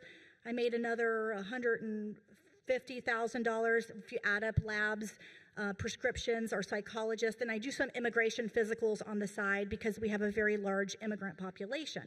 So my total payment for last year was $750,000. My overhead is about 28%. And I've laid it out here just so you can see what my overhead looks like. My number one expense is my office manager. People say, well, it's not fair. She works so hard. And I say, she has a high school degree and she's making $60,000 a year and she loves what she does. So she is paid very well. I pay her $30 an hour, which is a lot, but she earns it, and that's my number one fee. and pay, of course, rent, and then there's a list of my overhead. So the math, in DPC is pretty simple. It's your number of patients times your membership plus your ancillaries minus your overhead. So I brought in $750,000 about. I spent about $212,000, and that means I took home $535,000 before taxes. I worked 20 hours a week. So my point in saying this to you is you don't have to have top prices to make a very good income and also to work a manageable amount. Oh, thank you. That pause was not for effect, but thank you. So I'm just letting you, and one other thing I just want to say on the amount of money that you can make in DPC. If you are, I'm a white coat investor reader where they talk about living frugally. So I tend to be a little bit cheap. I like my vacations, but I don't drive fancy cars and things. Over 8 years through my DPC practice, I've saved almost $3 million. And that's just through the numbers that I've shown you, offering affordable care. And the beauty of that is if I want to retire today, my financial advisor, he wouldn't like it, but he said I can do it. And that feels good because now, boy, I'm really not having a good day. Well, you know what? But no, you think about that gives you freedom, that gives you options. So what I decided to do is I want more time for doing the things that I like to do. I want to write more. I want to go to meetings like this. So I said, I'm making pretty good money. Why don't I just bring in another doctor and just pay her a salary to cover my practice? And it's hard because I'm kind of cheap, so I don't like to part with money. But I had to ask myself, what is my time worth? So I'm paying, my former partner came back. Her kids are older now, so she has more time. And 2 weeks out of the month, I started doing this a couple months ago, I'm completely off the grid, and I just pay her a fee to take care of my patients. And it's worked out really well. I don't know if I'm going to do that forever. One of the things I love about DPC is you can try something, and if it works, great, and if it doesn't, then you try something else. Sorry, I'm going to go back. So just briefly, because I think I timed myself and I was really good, but I must be talking too much. I just want to briefly tell you, if this is inspiring you and you think you want to do physician leadership, here are some tips that I have for you. First, just pay attention like you're doing now, reading, looking at what's going on. Listen to the little voice that nags at you. We all have that different passion. For me, it's physician wellness, it's physician-led care. But whatever it is that speaks to you, it keeps drawing your attention. Don't ignore that. Listen to that. Start to read more about that topic. Gather evidence and share that information with your colleagues and build alliances. And then just do what you can. There's this quote from Epictetus, who's a Stoic philosopher. He's kind of like the precursor to cognitive behavioral therapy. It's all about just doing what you can. And he said, if you're a reader, read. If you're a writer, write. And I would say for 2024, if you're a TikTok video creator, create a TikTok video. Do what you can do within what is right for you at the moment. And don't be afraid, because fear is really what stops, I think, so many of us from speaking out. And who would have guessed that just posting, like I'm thinking about Lee Gross's post on Sermo 15 years ago, how something so small as that could lead to what we're seeing today and where we're at today. So don't be afraid, because criticism can only hurt you if you allow it to. And you can view criticism instead of being a personal attack as you've hit a nerve, you've gotten somebody talking, you've increased the dialogue, and it amplifies your message. I mentioned that this has been a really tough world that we're living in, and I have had some moments personally, even despite I try to have a good attitude and focus on the positives, but I get down just like we all do. And so I want to encourage everybody that you heard about having a coach, that's an option. I'm a big believer in having a psychologist or even a psychiatrist or a mental health professional that specializes in cognitive behavioral therapy, because that can help you to understand how you think about things, and the way you think about things leads to your behavior. And there's no reason to worry about repercussions from the Board of Medicine. They're not interested in doctors getting help for wellness and for doing better at taking care of patients. So I've just listed some resources here. In fact, the only reason that I'm working 20 hours a week and doing all these things is because I've worked with my psychologist on boundaries, on not having to worry so much about people pleasing, perfectionism, all of those things that we all experience. And then just in the last moment, it's not here? Just in the last moment, I don't see it on here on my slide, but I just want to briefly tell you that, I don't know where that is. I'm sorry, it made me lose my track. I guess since I'm actually running out of time, I will just leave it at that and say, I do believe that we can't give up. I love this quote from Margaret Mead, never doubt that a small group of thoughtful, committed citizens can change the world. It's the only thing that ever has, and that's what we all are here today. I'm a part of the DPC Alliance Board, and I will be out at the table. I'd love to talk with any of you at any time, and thanks so much.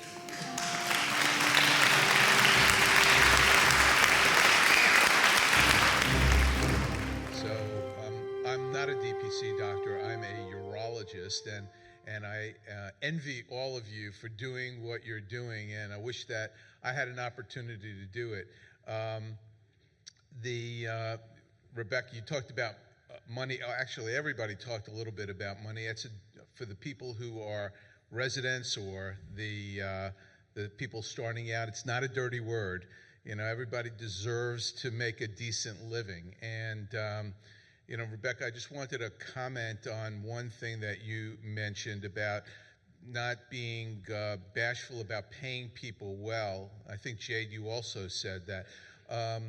You know, I'm actually the managing partner of the largest physician-owned urology practice in the United States. And so we have a large operation, and for those of you who are trying to start out a business, if you don't want to pay people well, bonus them. Actually, that's a very good way of being able to run a practice, because if you set your salaries too high, then you can't keep pace with those salaries. But if you have a good year, then bonus them generously and reward them for helping you to be successful. But that's my comment. But I have a question for the entire panel. Nobody mentioned the role of telehealth. I think that COVID was a blessing in disguise, because it really has opened the door, at least you know, for those of us who have to take insurance, for being able to do telehealth. For all of you and everybody in this room who has a DPC practice, that should be a very important and integral part of your practice. And I know it is in mine. So would you comment on how you've integrated that into your practices? Absolutely. Are these mics on? Excellent. Thank you for your question, Hal. Telehealth is huge. So I didn't mention it specifically, but I think it's been a game changer for practice. One of the things I do a lot of now is the text message-based care, which can be kind of divisive in the DPC world. Some of us love texting, some of us hate it. I love it. So I'll give an example. Last week I had a 14-year-old patient. She'd sent me a picture of a lesion she had in her mouth. She had a small ulcer, and I was like, oh, you know, a little ulcer. Let me send you a little lidocaine or dental paste. Take care of it. Check back with her 3 days, see how she's doing. She didn't have to miss school. She didn't have to travel across town to get to me. It didn't interrupt her life. She just shows and take care of her care. So I get a lot of pictures and questions through text message, and I can use my clinical judgment. If I can handle it by text, I handle it. If I'm like, you kind of need to come in, then you're going to need to come in. But having that flexibility has been amazing and probably the best value add for my patients. I also do virtual care with like telehealth as far as the video visits. That's been very helpful for patients that don't want to cross town. So I think that's been one of the best points of convenience is I have that flexibility. When I was in fee-for-service, I hated telehealth. And the biggest reason I hated it, and you all may have had this experience, is because I was always behind. It's a little different when you're in the office and people kind of see that like they're waiting for you, but when they're waiting on a screen, by the time you got to them, they were pissed. You know, they'd be like, I've been waiting on here for 30 minutes and nobody showed up, and it just didn't make sense. But now I can keep a schedule, I can be on time, I can show up for my patients. So it's so much more convenient for them, so convenient for me. You know, I can have a day where I'm not in the office at all, but like Dr. Jade said, still be available, their needs are still met. So it's the secret sauce, and I'm not worried about how I'm being reimbursed for it. You know, we're not worried about what code or what CP, it doesn't matter. Like, it's included in their monthly membership, so it just makes so much sense. For my practice, my access is Monday through Friday, 8 to 5, so they can text me during business hours. I check my text messages in the morning and in the afternoon, and I do the same for email. They can email me, quote unquote, 24/7, but they know I will respond to the email within a business day. They also know that if they text me after 4 p.m., it may be answered the next business day, depending on how many patients I have text me. Well, what's happening is I get a cluster of texts at 5 p.m., and again, boundaries. So they know they can text me Monday through Friday, 8 to 5. I'll check the text messages morning and afternoon. If it's after 4 p.m., it may be answered the next business day.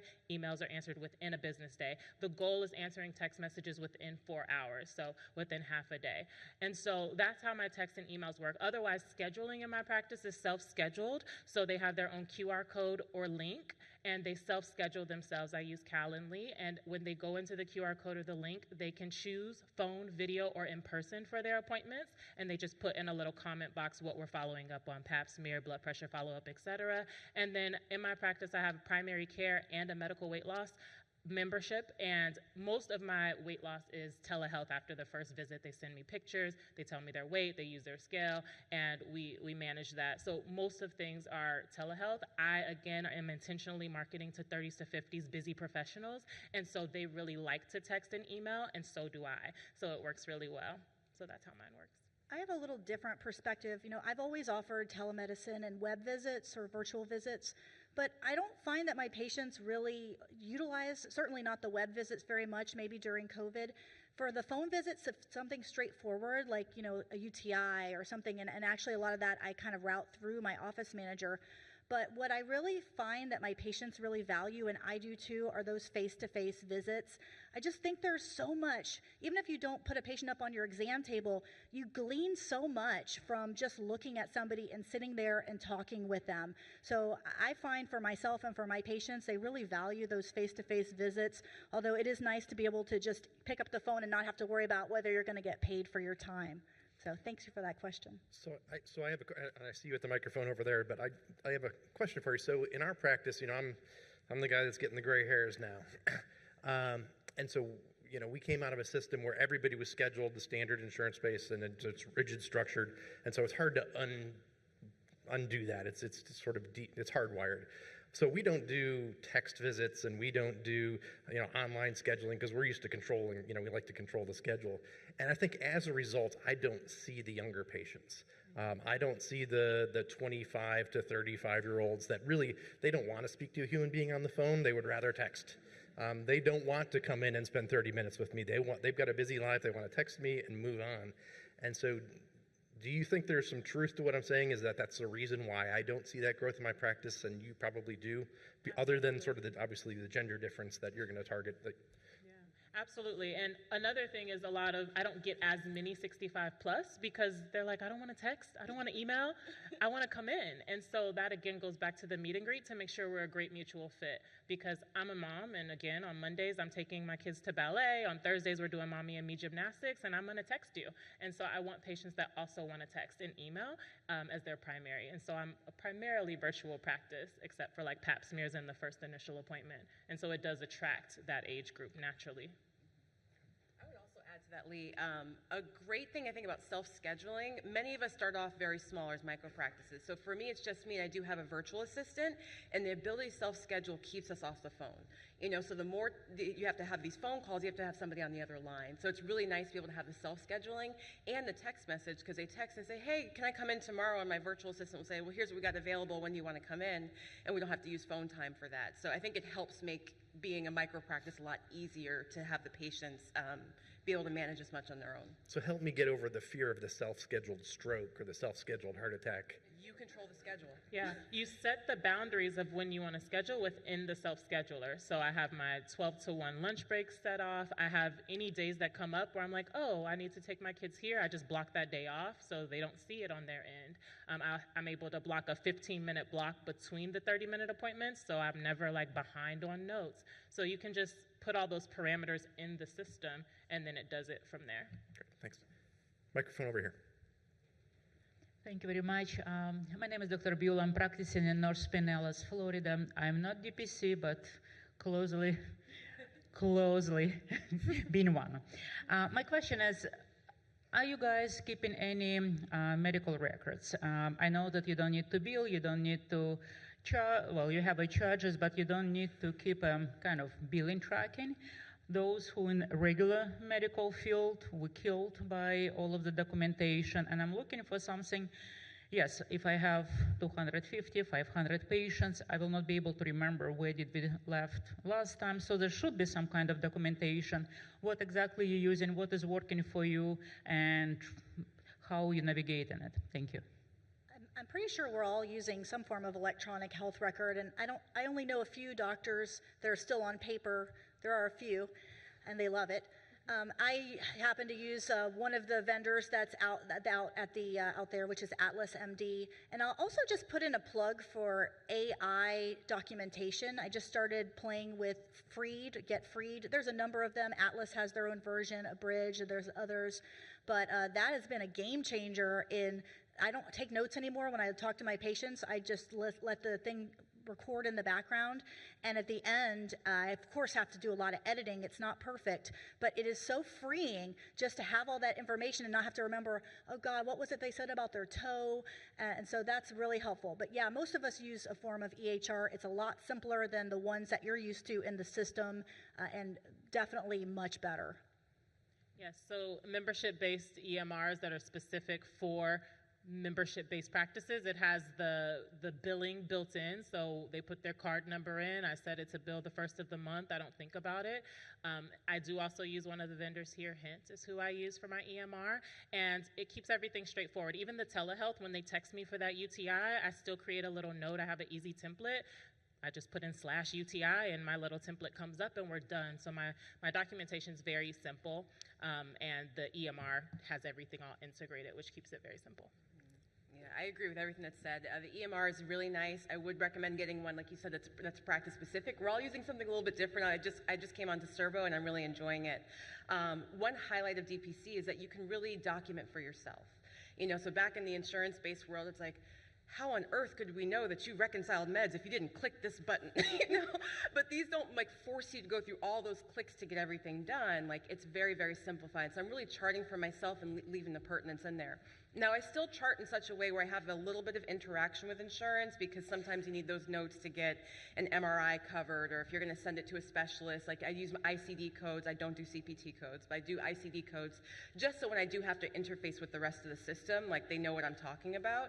But beyond that, it's nowhere near the bulky nonsense notes where it's just all this mumbo jumbo and meaningful use that is so useless. That goes away with your DPC documentation, so you can move a lot faster. I sort of joke that the standard insurance-based EMRs are basically cash registers, as opposed to clinical documentation tools. So, a DPC note can basically say, patient comes in for blood pressure follow-up, started lisinopril, tolerating medications well, home blood pressure cuff validated for accuracy, home blood pressure readings are great, follow-up in 3 months. That's it. Yeah. That's your note. It doesn't need everything else. I saw somebody standing in a microphone here and disappeared. I don't know if they just sat down because they were trying to be polite, and I see the gentleman here, but I want to give a chance to the person that's been here for a bit. I was just going to take off on that. How are you documenting all those text messages, right?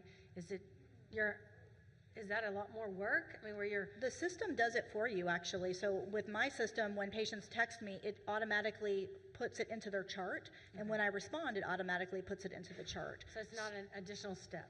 No, it's integrated. Other than if you have multiple people on the same phone number, sometimes you have to assign it to the right person, but for the most part, it's pretty seamless. Cool. And I guess that also depends on the EMR. I don't know if my EMR actually does it that way, but if so, it made it more difficult for me to find it easily. I wanted everything in a notes section, but I just have little templates, and I can even just copy and paste the text message and then put my assessment and plan. So it is an extra step, I guess you would say, but my notes are a couple sentences, just what they had and what I did. So we did start the Q&A a little early, so I'm going to let it continue if you guys are okay for a few more minutes. Yeah. Gentlemen over here at the mic. My name is Cooke. I'm a board-certified internal medicine physician. I came out of residency back in 2000, and I started off as a hospitalist. After 4 years, I stopped I basically quit the group because I was being overworked and abused. And so I started at another hospitalist group as a medical director. It worked for a little while, and we started getting abused by the hospital. So I started my own group of 5 doctors. We did quite well, but then the hospital got threatened. So they started bringing in a new group. So that went on for a few years. So I started doing office-based practice along with hospital practice. That went on for a little while, and I left, and I started my solo practice since 2008, 2009. It was doing very well until recently when we have HMO penetration in the Dallas area.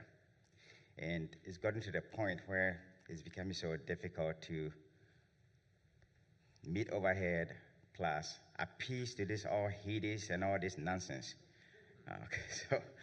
So a few months ago, I approached a friend who works in Abilene, Texas. And he told me, I quit doing this for about 6 years, and you're gonna like it. So he directed me to come to this conference. So I'm here to listen to you, get more ideas, and especially Dr. Rebekah Bernard. I wanna know, how did you migrate from a traditional practice to DPC? I have about maybe 3,000 to 4,000 patients. And there are some folks that I really love and I want to keep, but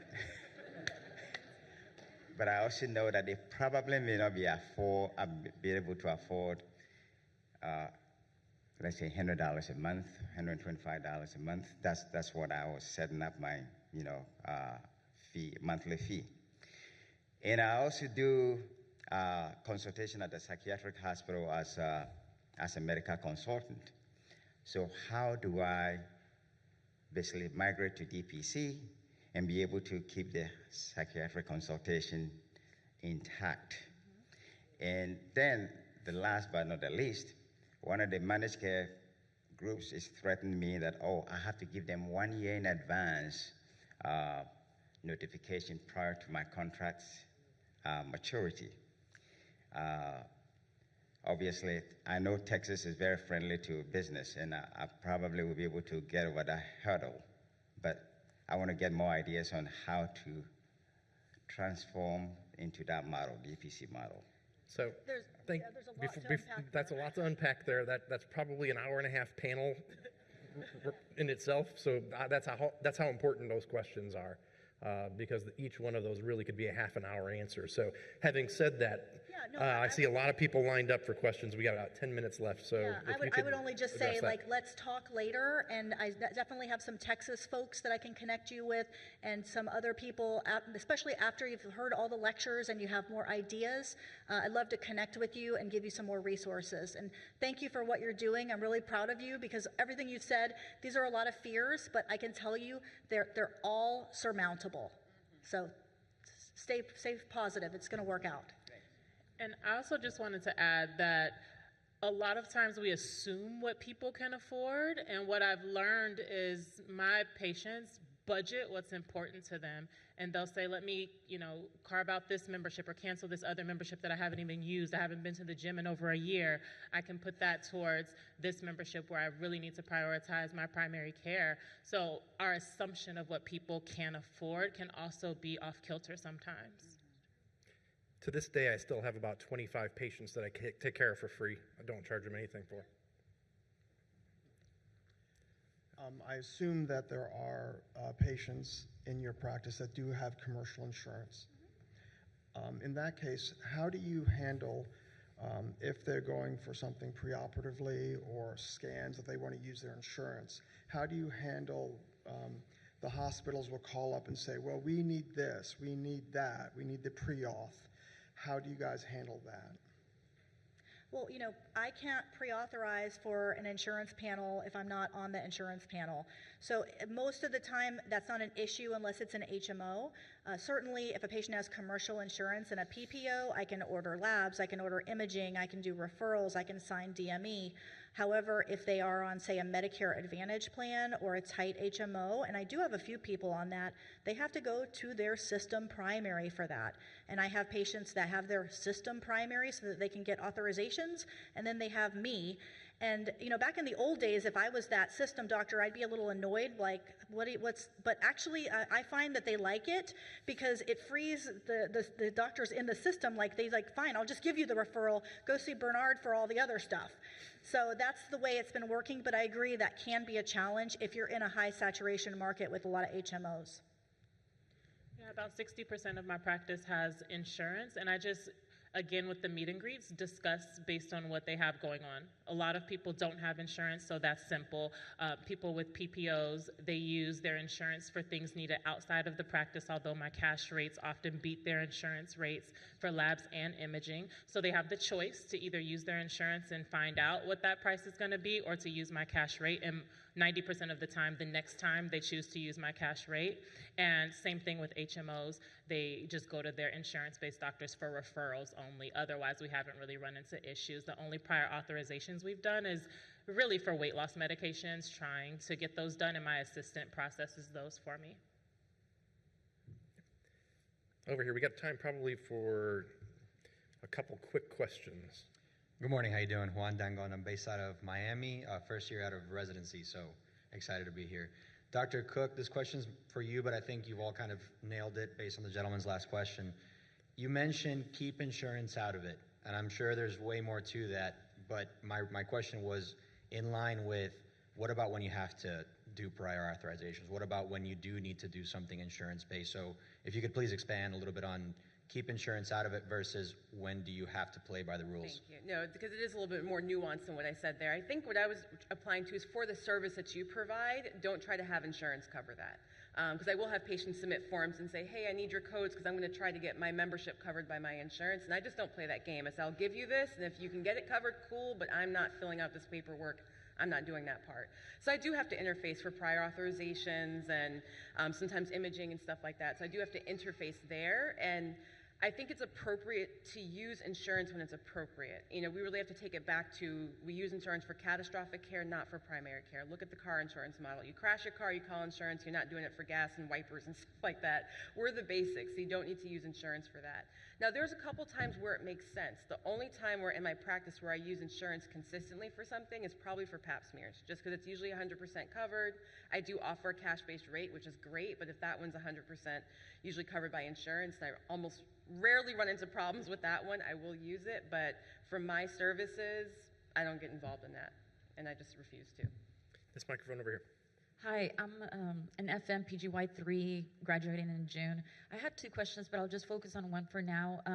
So my program does allow me to moonlight, and I have this ambition that I can start a DPC after residency. And so I was wondering, if I can moonlight with other companies, maybe can I just start my own LLC and start doing like pre-enrollment and the meet and greets already, any challenges with that you perceive, or anything that you may know that I don't yet know about starting that solo practice, and any issues with residency and doing that? Yeah, so it's definitely been done. I would say talk to your residency program about it, just so you don't run into any issues with them on the back end. But if if it's no conflict on their end, it's definitely been done by other residents. I was pregnant, when I graduated, so I didn't start that until after. But I know other residents in our Facebook groups that have done it during residency, and they communicated with their programs. Over here. Hello. Thank you for everything. I just opened my DPC practice in Tampa, Florida. So I have two quick questions. During vacations, who covers for your patients? And are there any legal issues with text messages or emails? Thank you. For my practice, I have had a partner cover for me, but I've also had where I've just told patients I'm not going to be available, and I've also had times where I've had a person, another community DPC doctor has agreed to cover the practice. So there's just a lot of different ways that you can do it. Regarding the text message legality issues, usually you'll put in your patient agreement that patients agree to text back and forth with you. If they don't give that agreement, then we don't text. This is a great question. I don't love being a solo doctor right now that they technically are not covered when I'm on vacation. However, we did a low overhead debt-free model, and so I am a solo doc right now until I hire another doc. So I just have great communication with my patients. I do a monthly newsletter with my members, and I let them know in that newsletter when I have upcoming vacations. I give them more than a month in advance. I give them reminders, and they know. And I ask them, if you have any known non-urgent scheduled things, especially refills, please submit those to me by this date because I will be out of the office from this date to this date. And so I got a flood of requests last week, for all of their refills because they know I'm on vacation for a week. And so that's worked well. And then I also let them know if something urgent comes up that cannot wait until I'm back in the office next week, please see your urgent care. Okay. And so that's what they're there for. And if I was an insurance-based doctor, it would be the same thing. So yeah, it's worked well for me, although I look forward to when I can hire and have someone truly cover when I'm out. I agree. This is going to sound crazy, but the truth is you don't have to have coverage. I think that mindset comes from the insurance contracts of there needs to be coverage and someone has to answer the phones overnight. Our contracts don't say that. So it's kind of a courtesy when we do that for our patients, but we don't have to do it. So like Dr. Jade, to do something similar, I have had another doc help cover my practice when I was gone for a prolonged period of time. But a lot of times I give them a heads up. I'm going to be gone. If it's really an emergency, the emergency room is there. You could use urgent care. But I don't make sure that they have perfect coverage when I'm outside of the office. I give them the heads up. They know I'm going to be gone, and that's how we handle it. So I would add one thing to that, and I'm sorry to cut you off. Just so make sure that your contracts reflect that. The language that says, if your website's saying you're available 24/7, 365, then don't be doing that sort of stuff. I just wanted to say that in 8 years of practice, I've only lost one patient because I wasn't available because I was on vacation, and it was a person that I wasn't sad about it. And one last question, and I know these folks are going to be available probably through the break. Go ahead. Good morning. My name is Diana Gurnita. I'm a rheumatologist, so I'm a specialist. And I want to congratulate you, the DPC community, and the direct primary care doctor for taking the lead to open the minds of specialists. My question is quick. What do you think about the role of specialists in the direct care? Are you welcoming them, or how are you going to approach them? I just want to thank you because you are one of the founders of the Direct Specialty Care Alliance. So my answer is, please, we need more specialists offering cash prices, affordable care. Thank you for what you're doing, and I think that's the next wave, and I very much welcome it and look forward to it. Yeah, absolutely. I mean, the more, the better. And so I'm always looking at my community if they, of course, most of them take insurance, but I ask them if they have cash rates. And of course, people like you who do telehealth and can see people in my state, I kind of make an accumulation of that. So whatever can help my patients and help them to have cash-based care, especially if needed, of course, yeah, we want that.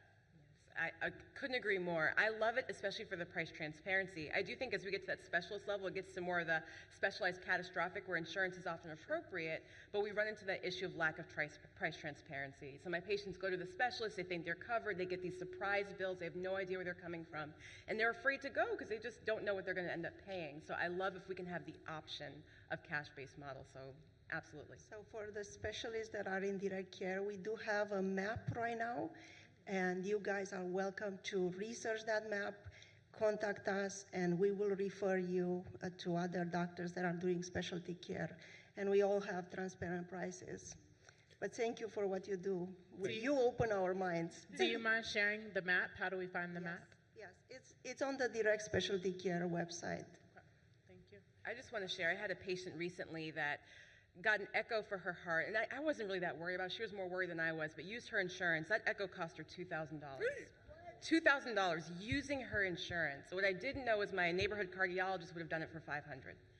So with like using her insurance, it exploded the cost of care. So we do need specialty care. We need at least the option available. So it's important. So on that note, so people that know me know I love to run on time, and we are exactly on time now. Can we start off absolutely a round of applause for this awesome kickoff?